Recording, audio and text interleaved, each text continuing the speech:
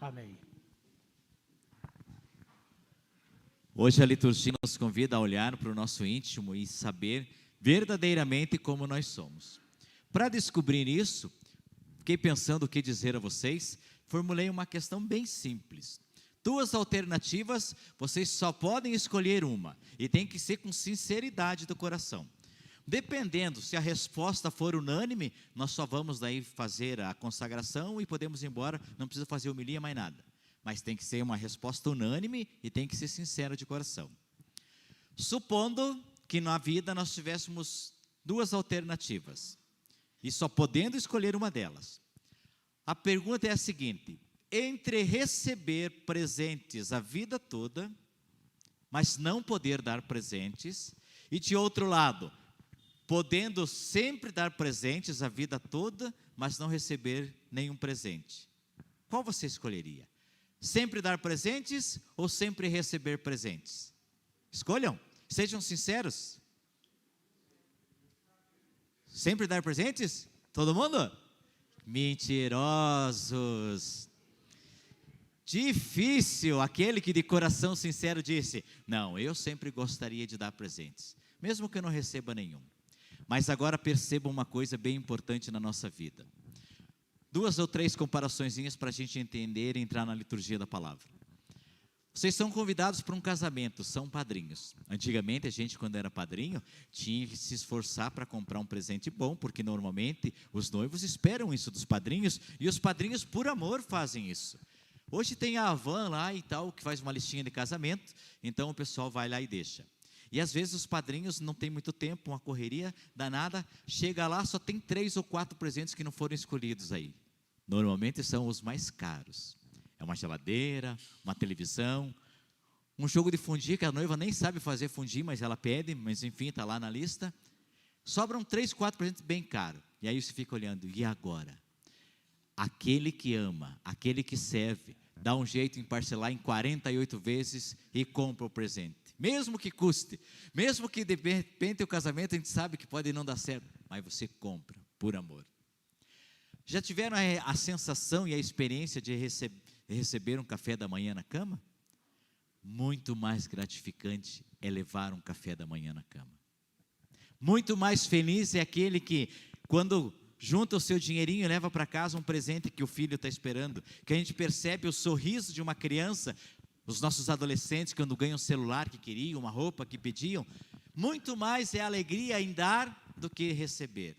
Só que às vezes a gente não se toca nisso e acaba vivendo com a lógica do mundo, que queremos receber, que queremos aplausos, que queremos estar em lugar de destaque, queremos ser sempre os primeiros. É a lógica do mundo, mas não é a lógica de Deus. E hoje, olhando o Evangelho, nós vamos perceber a disputa por este lugar de ambição que todo ser humano tem. É pecado, mas está conosco. Nós é que precisamos trabalhar isso. Vemos os irmãos Tiago e João querendo um lugar à direita e outro à esquerda de Deus. Pensando eles que este Deus, depois que na sua glória, seria um reino de fartura, um reino onde o poder emanaria deles, mas era um reino que eles estavam pensando, um reino do mundo. E o reino do Senhor é outro reino, é o reino de servir. E aí Jesus pergunta: mas vocês têm certeza?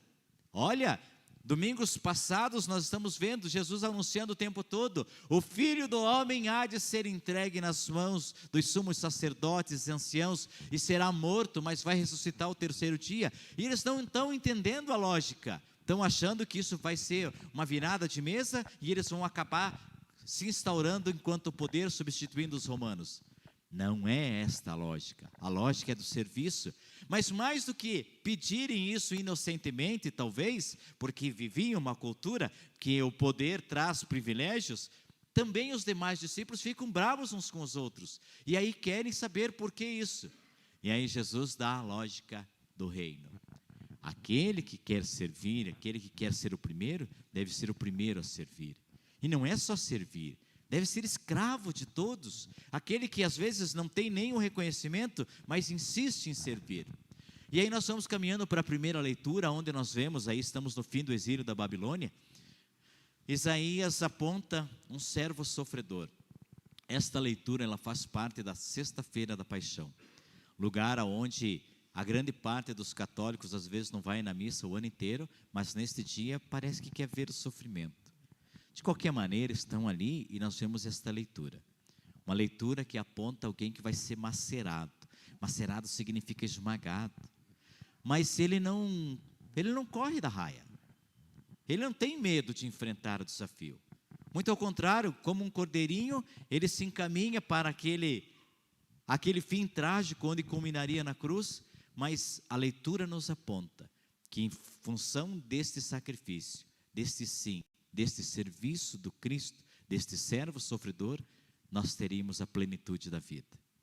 E para ter a plenitude da vida, nós caminhamos então para a segunda leitura, aonde a carta aos Hebreus nos aponta que nós temos um sumo sacerdote igual a todos nós. Se fez carne, se fez homem, para mostrar que é possível acontecer o reino. Só que diferente de nós, ele não tinha pecado. Nós carregamos o pecado original, que a partir do batismo somos eliminados desse pecado. Temos a eliminação desse pecado. E nós não damos continuidade nesta pureza da vida. Queremos, por muitas vezes, viver a lógica do mundo, a lógica onde nós aparecemos. Hoje, mais do que nunca, queridos irmãos e irmãs, que nós tenhamos a disponibilidade em servir e servir com alegria sempre. Começar da nossa casa, sempre eu digo isso e sempre vocês vão ouvir. Aquele que mais serve é o que mais é bem visto diante de Deus, mas não pode ser também um serviço de obrigação. Tem que ser um serviço amoroso, assim como eu dizia no início. É muito melhor dar um presente do que ganhar. É claro que é bom ganhar presentes, é claro que é bom quando alguém elogia, mas que a gente não se apegue nisso, se apegue nesta lógica do reino de Deus, que é de servir, servir com alegria, servir sem buscar nada em troca. Quando nós fizermos isso, aí também completando a carta que fala aos Hebreus, no final da leitura, da segunda leitura, que promessa bonita: aproximemo-nos então com toda a confiança do trono da graça, para conseguirmos misericórdia e alcançarmos a graça de um auxílio no momento oportuno. A liturgia também nos convida a termos confiança, temos esperança nesse dia de amanhã, porque todos nós, de alguma maneira ou outra, temos algum tipo de problema, alguma cruz que nós carregamos, se não nos nossos ombros, nas pessoas que nós amamos, e aí sofremos junto. Mas o convite hoje é para nós abdicarmos desta nossa vaidade e colocarmos-nos a serviço daqueles que sofrem, daqueles que estão próximos, e muitas vezes os próximos estão dentro de casa. Faça essa experiência, de em vez de você sempre receber o que você recebe na tua casa, sempre a casa limpinha, limpe de vez em quando. Sempre você recebe um café, faça um café. Inverta esses papéis que você é privilegiado, para você ver a alegria daquele que te serve.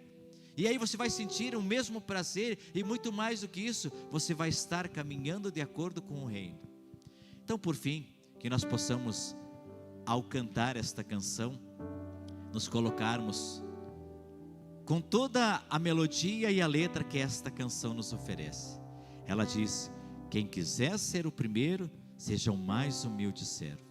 É preciso abrir mão da vaidade, desse egoísmo que por vezes o nosso coração acaba recebendo por influência do mundo, mas nós somos filhos do Altíssimo. Temos um sumo sacerdote, temos um servo sofredor que se colocou a caminho da cruz para que nós pudéssemos ter a vida eterna. E hoje mais do que nunca, primeiro, aquele que quer ser o primeiro deve ser aquele que primeiro que serve, em tudo e para todos, sem distinção, com o coração repleto de amor e de esperança. Vamos cantar? Para seguir os passos de Jesus, é preciso renunciar à própria vontade. Cante, povo, vocês sabem? É preciso carregar a cruz, viver a comunhão, o perdão, a caridade. Pois o servo não é maior que o seu Senhor, tem a mesma missão. ser no mundo testemunha do amor, eis a sua vocação. Olha que verdade, hein?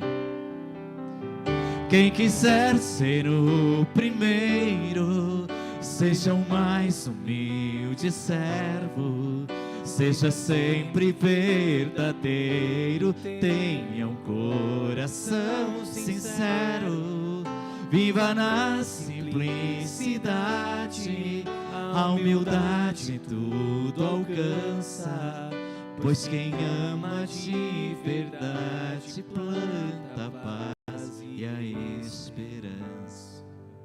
Que nós possamos imitar também Maria Santíssima, que desde o início diz: eis aqui a serva do Senhor. E nós vemos que os santos de Deus, as santas de Deus, sempre tiveram esse predicado de servir, mesmo que de vez em quando não sejamos bem interpretados, mas que nós façamos a nossa parte, tomemos o Evangelho como lição de vida, e nós possamos caminhar rumo a este reino, que isso não é pleno porque nós não ainda tivemos a ousadia de implantá-lo, mas ele está aí para ser vivido na plenitude, porque a grande lição, o grande sacrifício já foi feito. Basta que nós alcancemos esta plenitude em servir, servir sempre e servir com alegria. Assim seja. Amém. Professor.